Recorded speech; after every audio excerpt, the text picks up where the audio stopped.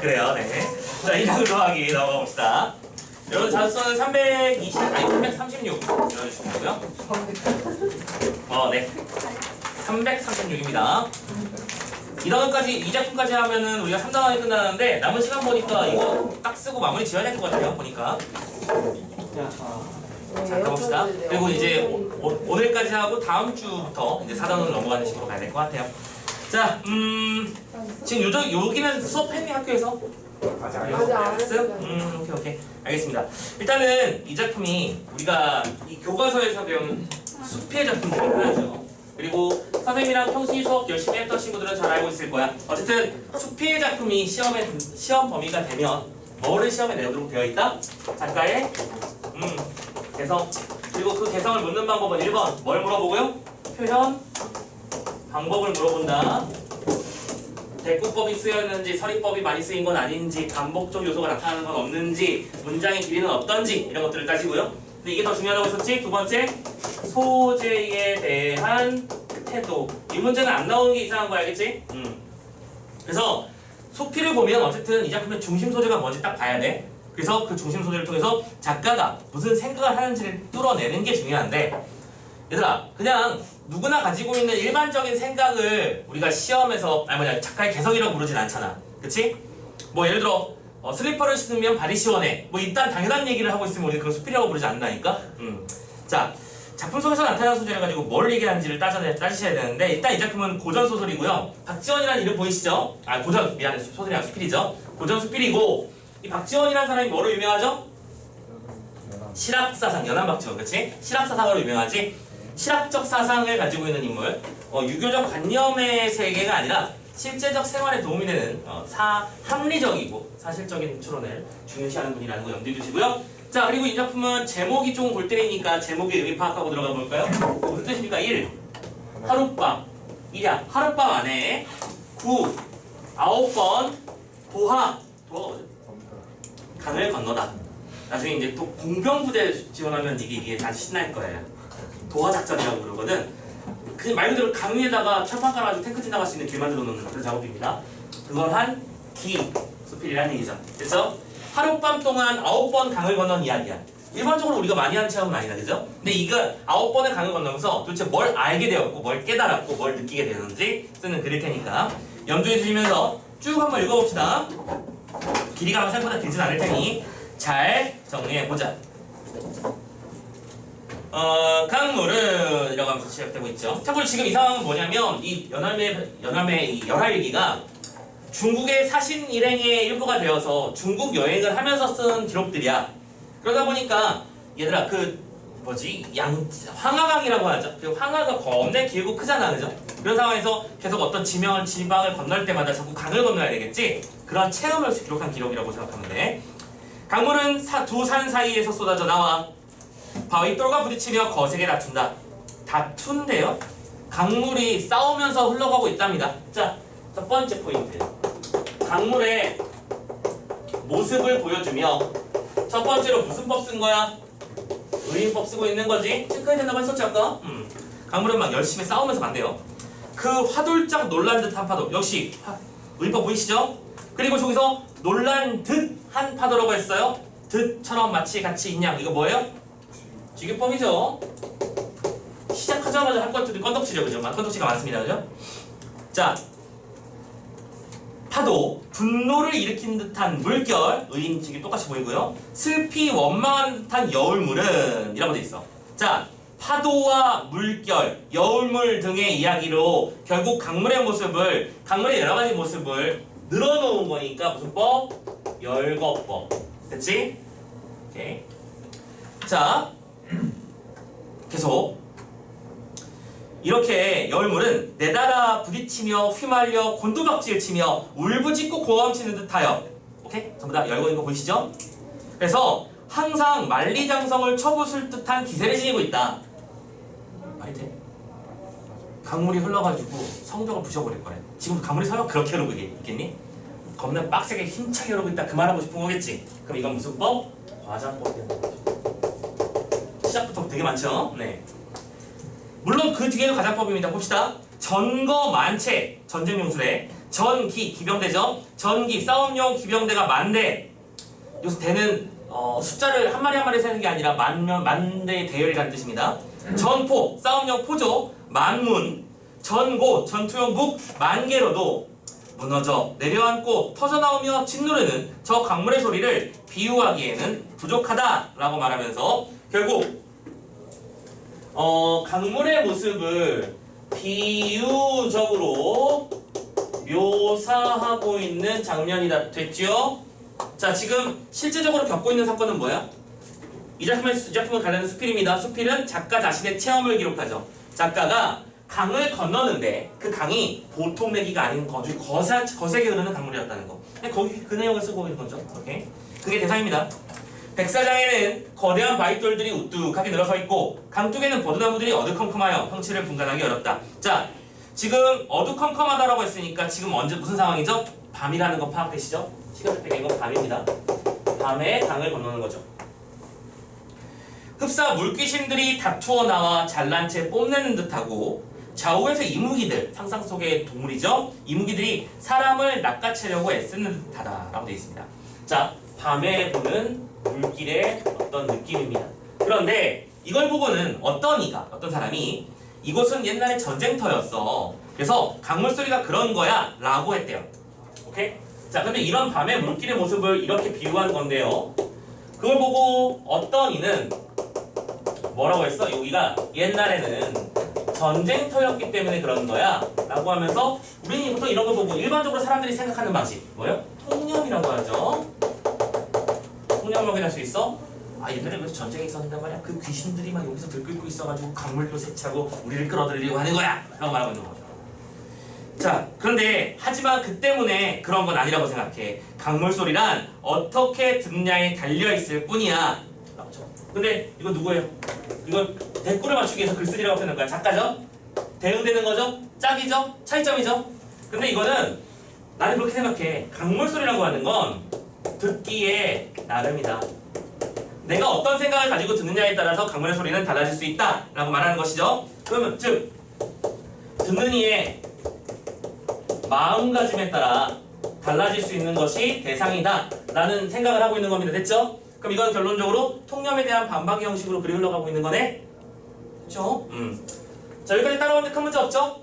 강물이 장난 아니게 빡세게 흘러가고 있어? 사람들이 이거 전쟁터라서 그래 라고 하는데 에이 하고 있는 거야. 자, 다음 단락 봅시다. 나는 산중에 살고 있는데요. 그러면서 나의 과거 체험을 오케이? 체험을 리뷰하고 있어요.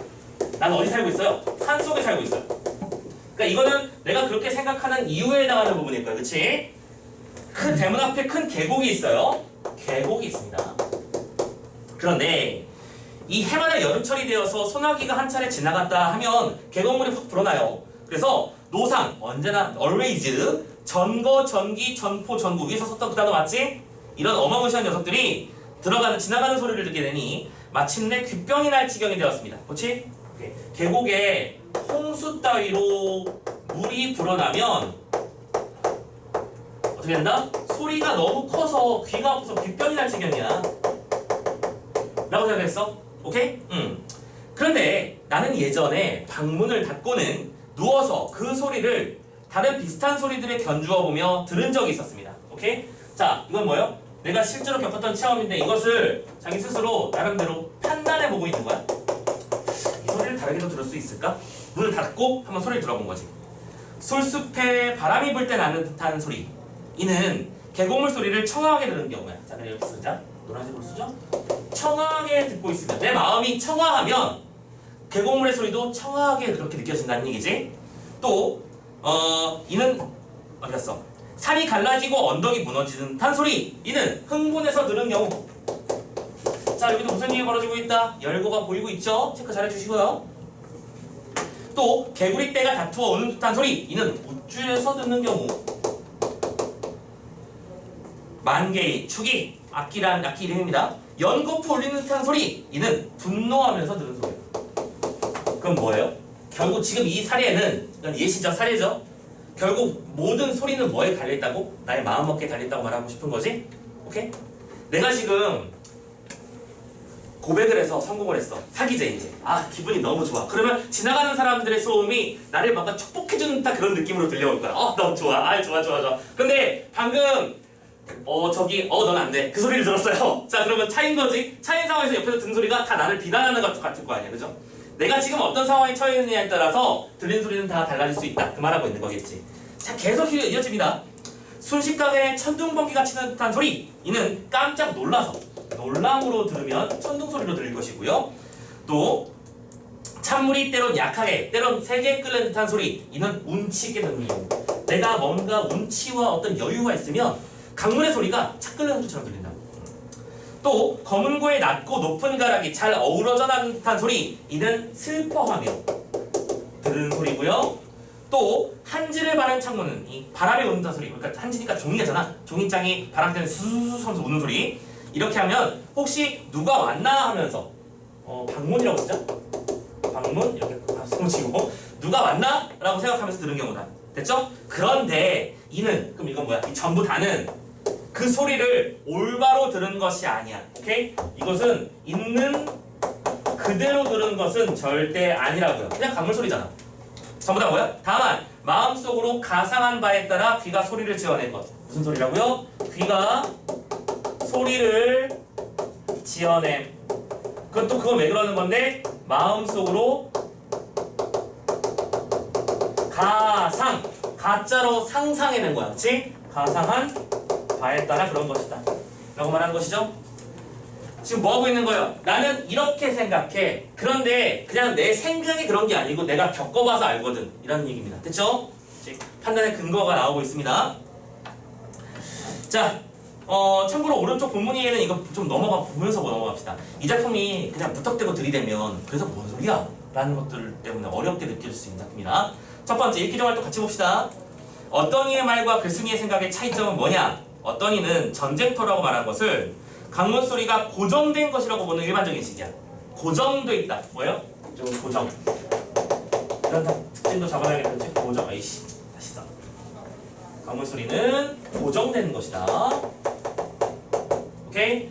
자, 그런데 반면 글쓴이는 사람의 마음가짐에 따라 강문 소리가 서로 다르게 들린다. 그렇지? 변화할 수 있다. 이런 식으로 차이점을 잡은 거 보이시죠? 오케이? 또 차이점 추가해 놓으시고요. 두 번째, 귀가 소리를 지어내는 것. 오케이? 귀가 소리를 지어내는 선생님 중요한 단어라고 말씀드렸죠? 이거는 무슨 뜻이냐라고 번역하자면 듣는 이의 마음가짐에 따라 들리는 소리는 달라질 수 있는 것이다 라고 말하는 것이다. 되셨죠? 오케이. 자, 다음 페이지 옆에 보시면 본문 정리, 방금 우리가 읽었던 내용들이 예쁘게 표로 정리되어 있을 뿐이니 꼭 한 번씩 읽어보시고 정리하십시오. 아시겠죠? 넘어갑니다. 자, 내가 이게 나의 경험이었어. 그런데 지금 나는, 그치? 자, 이거는 과거의 체험이다. 근데 이번엔 다시 나왔어. 지금이야. right now. 밤중에 한 줄기의 강을 9번이나 건넜다. 바로 이게 일야부도합니다. 맞죠? 9번 건넜는데요. 이 강은 북쪽 국경 너머에서 흘러나와 만리장성을 돌파하고는 유하, 조하, 황하, 진천, 그러니까 하나천, 하천이지 두 개 합하면 강 말하는 거죠. 이 강들과 합류하여 미룬성 아래를 지나면 백하라고 하는 강이 되는데, 나는 어제 배로 백하를 건넜는데 백하가 바로 이 강의 하류였다. 자, 어제 백하를 건넜고 지금은 그 상류로 와 있다는 얘기를 하고 있는 거지. 내가 어저께 건넌 게 이 강의 하류니까. 되셨죠? 그래서 이건 뭐가 나온 거야? 이 작품이 기행문의 일부이기 때문에 나타나는 여정의 일부다라는 거 잡아 놓으시고요. 자, 또 다시 과거 얘기를 시작하네요. 내가 처음 요동에 들어섰을 때, 자, 처음에는 요동에 들어섰을 때, 잠깐만, 이거 헷갈릴 수 있으니까 이거 쓰자. 지금 어제 백화가 이 강의 하류였으니까 지금 요 밑에다 성류라고 쓸게요. 알겠죠? 자, 이렇게 쓰자. 지금 이거는 어제는 백화 있었고 내가 처음 왔을 땐 요동이 있었다. 지금 이렇게 흘러가서 이렇게 흘러오고 있는 거 보이시죠? 그럼 이건 뭐야? 공간의 이동이지? 체크해 놓을 만한 가치가 있을 것 같은데, 이렇게 해서 점점 강이 흘러가고 있는데, 아무튼 처음에 왔을 때는 바야흐로 한여름이나 떼역볕 속을 걸었고 있었지. 갑자기 큰 강이 앞을 가로막으면서 시뻘건 물결이 산더미 같이, 자, 두 개의 표현법이 바로 보입니까? 산더미일 리가 없으니까 과장, 같이라고 말했으니까 지유인 거 보이시죠? 산더미 같이 일어나 끝이 보이지 않았어. 과장입니다. 이는 아마 천리 넘어 그러니까 아주 먼 곳에서 먼 지역에 폭우가 내린 때문일 터야. 그래서 강물을 건널 적에 사람들이 모두 고개를 쳐들고 하늘을 보길래 라고 말했어요. 자 보자. 처음에 요동에서의 체험을 말하고 있는 거야, 그지? 비교점 잡자. 강을 건너는 거 이제 황하를 건너는데 사람들이 강을 건널 때 전부 다 어디를 보고 있더라? 하늘을 봅니다. 실제로 있었던 객관적 사건이죠, 그렇죠? 사람들이 이렇게 했다는 얘기야. 그래서 나는 처음에 그 사람들이 고개를 쳐들고 하늘을 향해서 속으로 기도를 드리나 보다 했습니다. 요거에 대한 나의 반응입니다. 이걸 바라본 나의 1번 추측은요. 아, 기도하려고 그러나 보다. 참고로 옛날에는 지금처럼 모든 중요 포인트마다 다리가 놓이는 건 아니었잖아. 어떻게 건넜을까 얘들아? 말 그대로 온몸으로 건너는 거예요. 뭐 고민을 해, 그지? 말 타고 갔으면 수레 같은 것들을 말이 여러 마리 끌게 해가지고 말도 어쨌든 물을 건널 수는 있잖아, 그지? 이렇게 해서 저어서 갈 수 있게 만들고 하는 식일 텐데 어쨌든 몸으로 건너는 건데 그 강물이 거세다면 강물 건너다 죽는 사람들 부지기수였을 거야, 그렇지? 우리는 심지어 살수자첩도 아니다. 자, 아무튼 그런데 한참 있다가 한 사실이지만 강을 건너는 사람이 물을 살펴보면 물이 소용돌이 치고 용숨 치니까 몸은 물살에 거슬러 올라가는 듯하고 눈길은 물살을 따라 흘러가버리는 듯해서 곧 어지럼증이 나서 물에 빠지게 되는 것이야. 오케이? 아, 알고 보니까 2번 이후에 확인해 보니까 물에 현혹되지 않고 빠지지 않으려고 하는 행동이다. 단순한 거잖아. 내가 절벽을 건너고 있어. 어디를 보면 안 돼. 밑을 보면 안 돼. 무섭거든. 내가 거기로 쑥 하고 빨려드는 듯한 느낌이 들거든. 고소공포증인 사람들이라든가 높은 데를 무서운 사람들은 그래서 올라갈 때는 항상 위만 보고 가면 되는 겁니다. 맞죠? 얘들아, 멀미는 왜 나는 거야? 멀미는 왜 나는 거야? 나의 인지와 나의 몸이 서로 다르기 때문에 일어나는 거야. 특히 배가 그렇잖아. 배는 위아래로 요동치면서 앞으로 가지, 이렇게. 그치? 근데 나의 몸은 이게 위아래만 느껴진단 말이야. 그럼 이게 앞으로 가는, 몸은 앞으로 가고 있는데 나의 귀의 상태에서는 가만히 있는데 왜 움직임? 이렇게 느끼니까 그 이질감이 우리가 알고 있는 멀미한테 감각이 되는 거야. 오케이? 무슨 말인지 알겠죠? 그래서 여러분들 키 밑에 같은 거 붙이는 것들은 그런 방법을 둔하게 만들어주는 거야. 잠깐만 잠들어 있어봐. 그래서 뒤에 재워주는 거야, 이게. 오케이? 아무튼 멀미하고 그런 건데요. 봐요. 멀미하듯 막 소용돌이가 막 치면 내 몸은 앞으로 가는 듯한데 내 눈은 내려가는 것 같으니까 순식간에 현혹이 돼서 쓸려간다 이거지. 지금 그 말하는 거네? 자, 그래서 그러니 저 사람들이 고개를 쳐든 것은 하늘에 기도를 드리는 것이 아니오 물을 외면하고 보지 않으려는 짓일 뿐이었습니다. 그죠?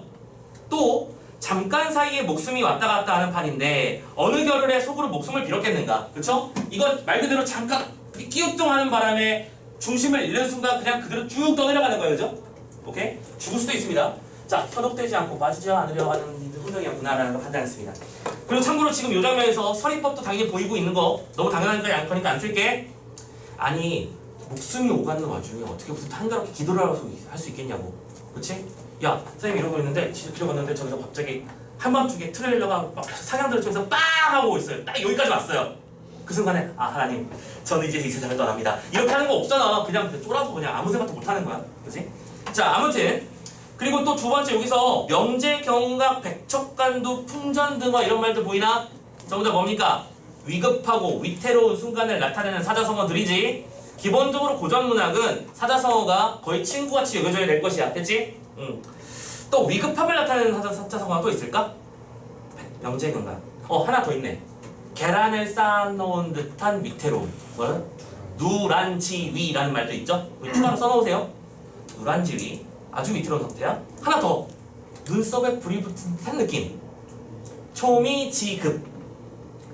안 써도 되겠니? 안 써도 되겠니? 듣고 이해할 수 있어? 오케이. 그래요. 자, 아무튼 최소한 5개의 단어 정도는 만들어 드렸습니다. 나오면 즐거운 마음으로 맞추시면 돼요, 이제. 자, 아무튼 근데 이와 같이 위태로운데도 강물 소리를 듣지 못했다. 자, 특징은 이거네. 사람들이 강을 건널 때 하늘을 보는 장면이 있었어. 그런데 중요한 건 이 상황에서는 오히려 똑같은 강을 건너고 있었지. 근데 이때는 사람들이 강물의 소리를 듣지 못했답니다. 오케이? 왜? 요동별판이 평평하고 드넓기 때문에 강물이 거세게 소리를 내지 않는 것이다 라고 말했다. 똑같은 일이죠. 이 상황에 대해서 가자. 또 어떤 이는 뭐라고? 강물이 워낙 넓고 평평하다 보니까, 그러니까 보통 물이 아니라서 소리가 짜깍짜깍하게 나올 틈이 없다라고 말하고 있는 거네요. 그렇죠? 그럴 리가 없다. 그런데 이거는 잘못 알고 하는 말이야. 요하가 이 강의 이름이죠. 소리를 내지 않은 적이 없건만 단지 밤중에 건너지 않았을 뿐이야. 오케이? 아니다. 그럼 이번에는 빨간색으로 쓰자. 글쓰기. 강물이 넓고 평평해서 그래서 소리가 없는 것이라고 했는데 나는 그렇지 않아. 강물은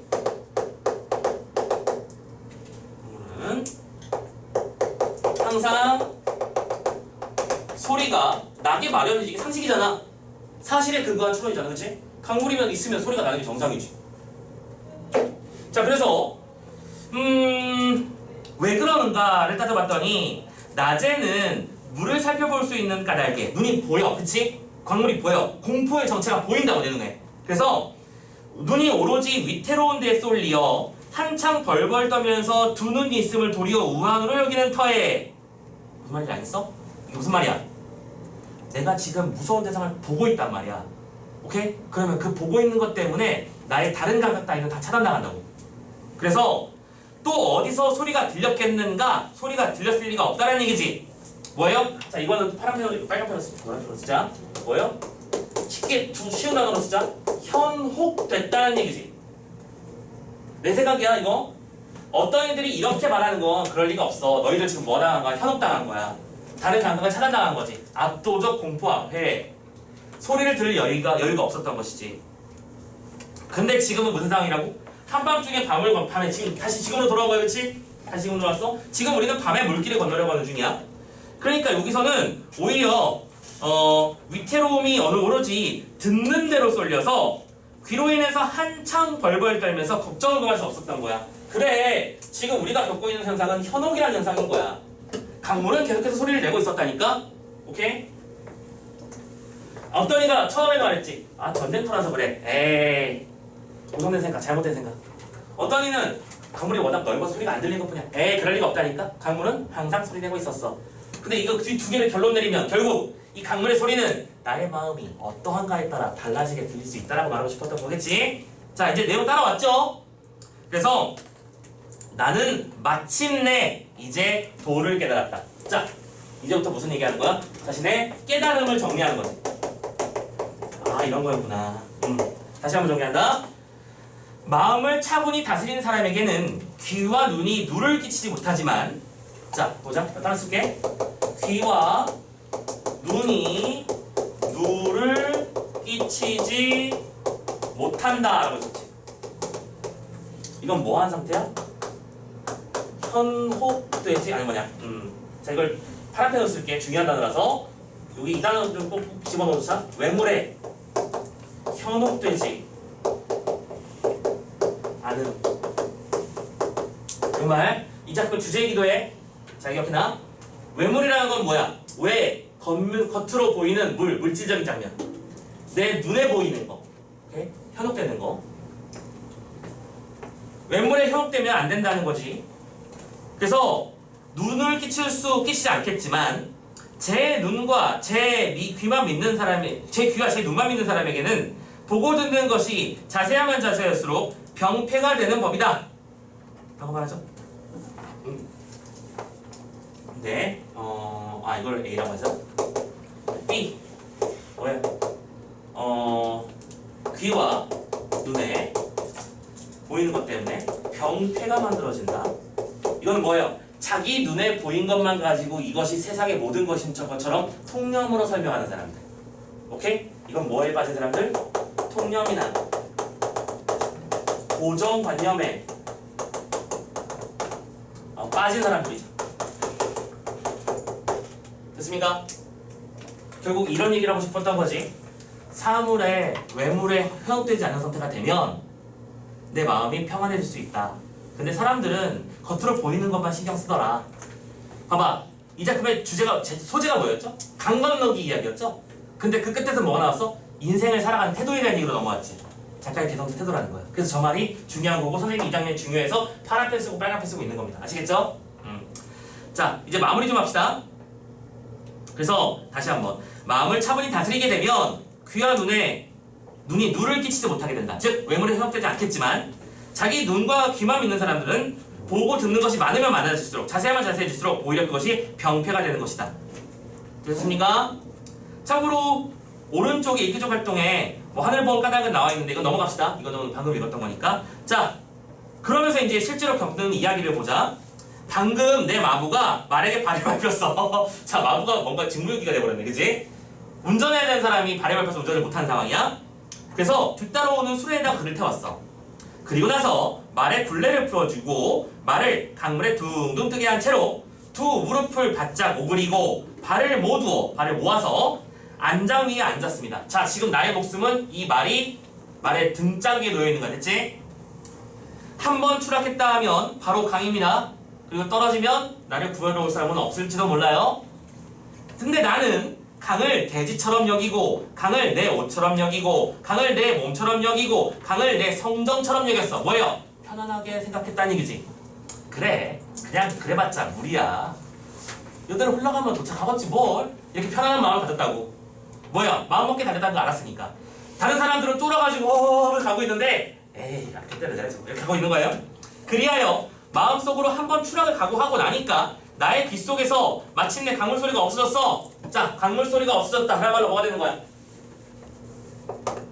실천이잖아? 오케이? 실학사상가들의 특징은 항상 이렇게 실천하는 얘기까지 포함한다는 거야. 그지? 강을 건너는데 강을 건너매 마음을 평안하게 가졌어. 그랬더니 더 이상 소리가 들리지 않게 된 거지. 나를 무섭게 하는 소리가 들리지 않았다고. 나를 현혹하는 소리가 더 이상 없었다고.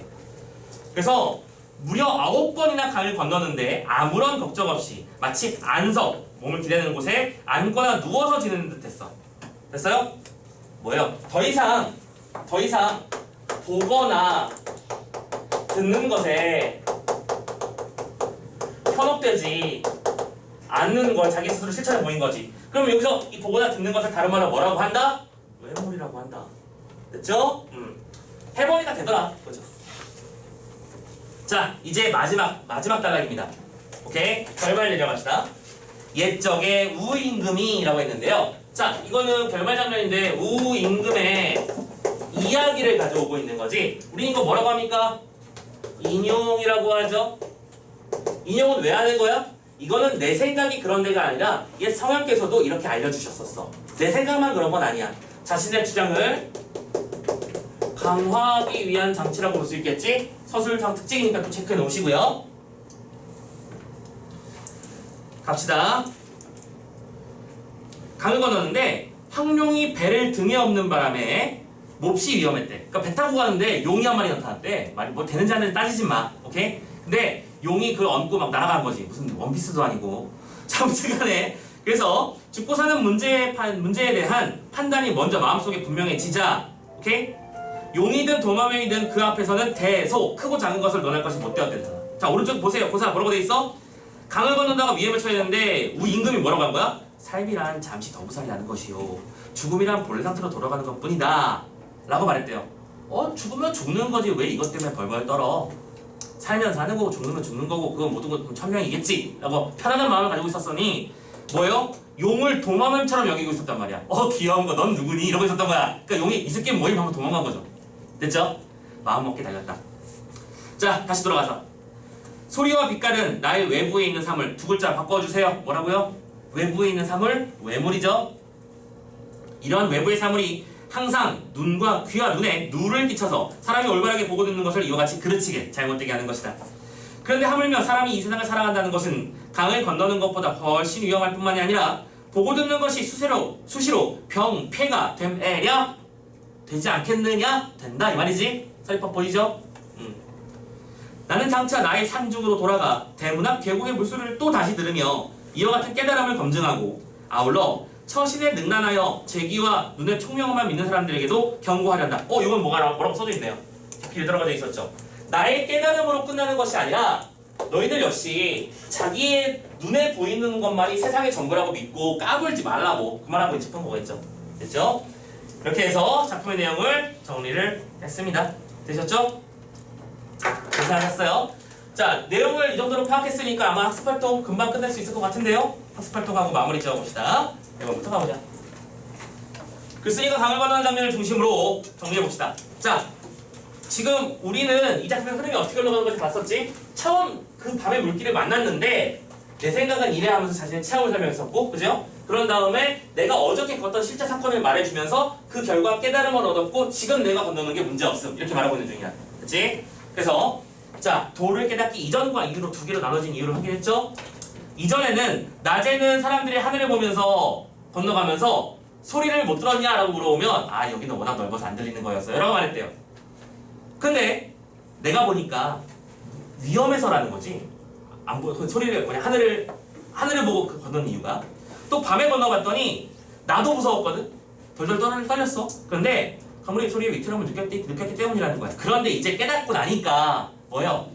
외물에 현혹되지 않은 상태가 되고 나니까 이제 모든 것이 편안해지고 내가 편안한 마음을 먹으면 편안하게 넘어갈 수 있고 이렇게 되는 것이라는 걸 알게 되었다는 거죠. 됐죠? 모든 것은 마음먹기에 달렸다. 외물에 현혹돼서는 안 된다. 자, 2번. 그래서 글쓴이가 하고 싶은 말이 뭔데요? 자, 질문입니다. 계곡물 소리가 때에 따라 다르게 들리는 이유는 그때마다 마음이 달랐기 때문. 보고 듣는 것이 수술의 병폐가 된다고 말할 까닭은 현혹돼서 본질을 파악하지 못하기 때문. 처신에 능란하여 제 귀와 눈에 총명함만 믿는 사람들에게 경고하는 내용은 뭔데? 너의 그 판단이 반드시 옳은 것은 아닐 것이다. 오케이? 본질을 보려고 노력해야 된다. 그래서 결론은 뭐예요? 외물에 현혹되지 않고, 그 책상 밑에 있는 멘트입니다. 외물에 현혹되지 않고 먼저 스스로 마음가짐을 다스리는 일이 중요하다. 니들 학급 활동할 때 서로 이런 표정하니? 난 이렇게 생각해. 너무 장기적인데. 자, 아무튼 간에 3번. 자, 이 글에서 느껴지는 글쓴이 개성과 관련해서 다음 활동을 해봅시다. 자, 이 개성이라는 단어가 무슨 뜻인지 잘 알고 있죠, 우리들은? 오케이? 작품 안에서 확인할 수 있는 작가의 특징을 파악하라. 그 특징은 두 가지 요소로 정리된다. 표현상 특징과 주제의식. 첫 번째, 강물 소리를 표현한 부분. 이거 왜 말하는지 알겠지? 이거 길게 가지 말고 한 방에 정리하자. 이거 말하는 거 아니? 강물의 모습을 비유적으로 묘사하는 과정에서 의인과 직유와 열과 과장을 사용한다. 그 말하고 싶은 거겠죠? 그래서 결국 이 작품의 작가는 어떤 대상을 생생하게 생동감 있게 묘사하는 것을 중요시하게 여긴다라는 걸 알 수 있다는 거야. 됐죠? 넘어가면 되지? 두 번째, 글쓴이의 생각에서 공감할 것과 공감하지 않는 것. 이건 여러분들이 마음대로 생각하시면 되는 겁니다. 그러니까 지금 여기서 말한 글을 보고 어이구 옛 성인의 훌륭하신 말씀이야 무조건 따라야겠어 그렇게 생각하는 건 에바지. 비판적으로 생각하라는 얘기입니다. 지금 이거는 너희들이 공감할 수 있는 것 지금 공감을 하고, 그러니까 이런 거잖아. 선생님도 공감 못하겠는 게 아무리 나의 마음이 평온할지라도 외부에서 계속해서 공격이 들어오면 나도 공격해야지. 나는 평온하오, 너 나를 공격하시오. 이러는 건 바보짓이라고 나는 생각하는 쪽이거든요. 아무튼 간에 자, 뒤쪽은 여러분들이 스스로 해보기 뭐 이런 활동이니까 굳이 건드리지 않고 마무리 짓겠습니다. 되셨죠? 자, 오늘 고생 많이 하셨고 이렇게 해서 우리 3단원까지는 다 끝을 냈고요. 다음 시간에는 일단은 지금 우리가 수업을 해야 되는 것이 확실한 게 한 3작품인가 4작품 정도 될 거야. 다음 주 안에 그러면 거기는 다 끝이 날 건데 당연히 여러분들 지금 진도상에서 혹은 학교에서 선생님이 알려주시는 확정 범위가 있으면 최대한 빨리 선생님한테 알려주세요. 그래야 여러분들 과제집도 좀 더 빨리 나갈 겁니다. 자, 지금 사셔도 좋고 과제집은 아까도 말씀드렸지만 선생님이 주중에 완성시켜 놓을게요. 화요일이나 수요일 정도에 완성될 거야. 그러면 그때 미리 오는 사람들은 가져가시면 되고요. 아시겠죠? 자, 고생하셨습니다. 들어가세요. 두 사람은 잠깐.